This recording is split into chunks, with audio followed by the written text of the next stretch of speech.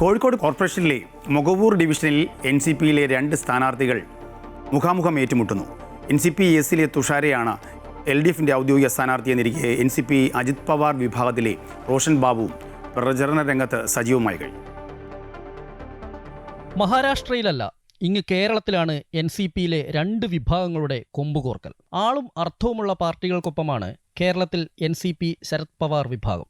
LDFിനൊപ്പമുള്ള NCPSന്റെ സ്ഥാനാർത്ഥിയായി മൊകവൂർ ഡിവിഷനിൽ SM തുഷാരയാണുള്ളത്.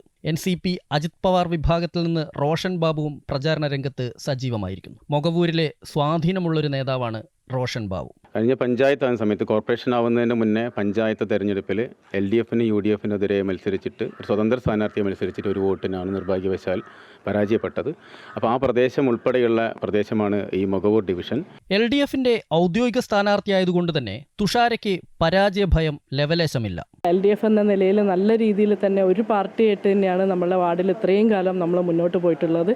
ഇനി മുന്നോട്ടും ആ രീതിയിൽ തന്നെ ആയിരിക്കും. മൊകവൂർ ഡിവിഷനിൽ 3ാം തവണയാണ് NCPS സ്ഥാനാർത്ഥി ജനവിധി തേടുന്നത്. UDFിന് കാര്യമായ സ്വാധീനമില്ലാത്ത ഡിവിഷൻ CPM കോട്ടയാണ്. അതുകൊണ്ട് തന്നെ മൊകവൂർ ഡിവിഷൻ NCPക്ക് നൽകുന്നതിനെതിരെ CPMൽ അതൃപ്തി പുകയുന്നുണ്ട്. CPM വോട്ടിലാണ് ഇരു സ്ഥാനാർത്ഥികളുടെയും പ്രതീക്ഷ. S Vinesh Kumar, Amrita news, Kozhikode.